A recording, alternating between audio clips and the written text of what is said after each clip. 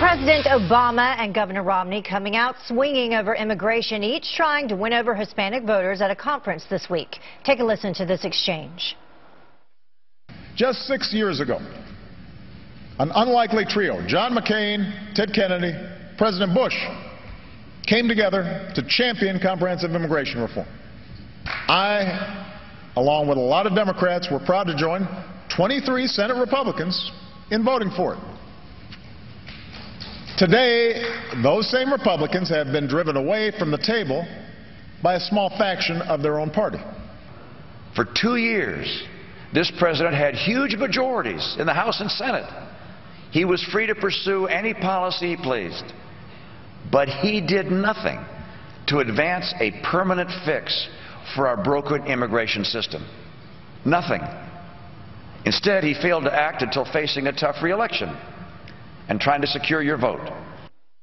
So is immigration just the latest battle in the ever-changing news cycle, or could it be a major issue in the race for the White House? Time for a fair and balanced debate. Sabrina Schaeffer, Executive Director of Independent Women's Forum, and John Halinko, the founder of Left Action and President of Halinko Consulting. Thank you both for joining us. Thank you. Thanks. So we just heard Governor Romney say there that the president had huge majorities in the House and the Senate for 2 years, but failed to act on immigration until now. So, John, what is your response to that? Is the president pandering for votes from a much-needed contingency? And if not, why didn't he act on this before?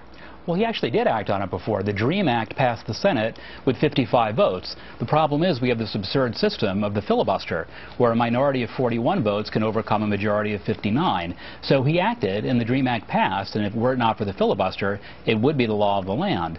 So, you know, look, it's an election year, and of course this is a very important policy to a lot of people, so it's not surprising that it's coming to the fore. But frankly, the president took a big risk in implementing the steps he did to basically implement part of the DREAM Act through executive action.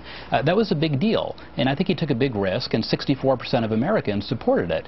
So it was a risk, but politically I think it's going to be very effective for him. So, Sabrina, what do you think about the timing of all this? Well, I think it's a little suspicious. I mean, the fact is that the president said that immigration was going to be a top policy priority for him on the campaign trail back in 2008. Yet here we are almost 4 years into his term, and we're first really having a full conversation about it. I think the problem with this is that he's trying to have a quick fix before November, but there are real lives at stake here. There are real people who are looking for a clear path to citizenship. We haven't really dealt with comprehensive reform. There are businesses that would like to hire illegal immigrants who are reluctant to do so because an executive order is only going to last until the next presidency, and that may be sooner than President Obama likes to think.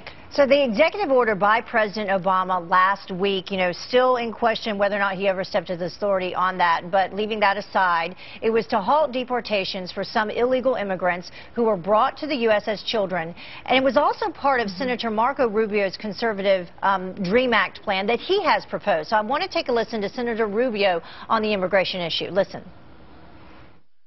As long as this issue of immigration is a political ping pong that each side uses to win elections and influence votes, I'm telling you, it won't get solved. Because there are too many people that have concluded that this issue unresolved is more powerful. They want it to stay unresolved. It's easier to influence elections. It's easier to use to raise money. With that being said, John, really aren't both sides politicizing this? Well, I think Senator Rubio makes a good point that this has been politicized and it's a very tough issue. But really, the politicization is coming far more on the Republican side. The Democrats are ready to work. They're ready to cross the aisle. They were supporting they supported legislation that George Bush would have supported. George Bush himself would not be welcome in today's Republican Party on this issue. But there's clearly identity politics going on. Right. There's identity politics going on both sides, but certainly I think that the Democrats are you know, more well-versed in this. And I think that what's really important to remember is that, look, in the Latino community, there is over 30% unemployment right now.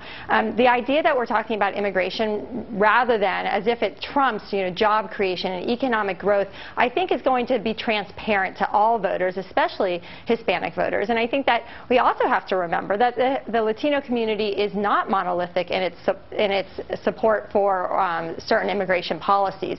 This is a diverse, varied opinion group, and so I think the idea that we could sort of pull out immigration rather than talk about the economy and deal with those issues head on is patronizing. And John, address that for me, if you will. President Obama, he won the Hispanic vote by 67% in 2008. Right. At the moment, he does look to be ahead this time around with Hispanic voters in 5 key battleground states. Yeah. But does he just need to focus on immigration?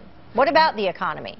Well, he's been focusing on the economy for the last 4 years and trying to do what he can. It's the Republicans that keep on using the filibuster, now using their majority in the House, to prevent serious action to make things better. But let's be clear, the economy was losing 741,000 jobs a month the last month of the Bush administration. We'd be at 27% unemployment now if that trend had continued. So a lot has been done. Does a lot more need to be done? Of course. But immigration reform is a very important issue to a lot of folks, well, in this community, but Americans as a whole. Right. There's a reason that 64% of Americans support what President Obama did. Once they know what it actually involves, they support it. Okay.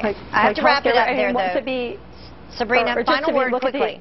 Okay, to look at the electoral map, I mean, really the states that we care about are Colorado, Nevada, and Florida. And Florida is sort of its own animal because we're talking about a Cuban population, which is often sort of differentiated from the larger Hispanic population. So I think it's interesting. Ultimately, we're coming down to about 15 electoral votes. Yeah, but Hispanic votes expected to grow 20% over 2008, from 10 million to 12 million this time around in 2012. Thank you very much for joining us. We appreciate your insight. Thank you.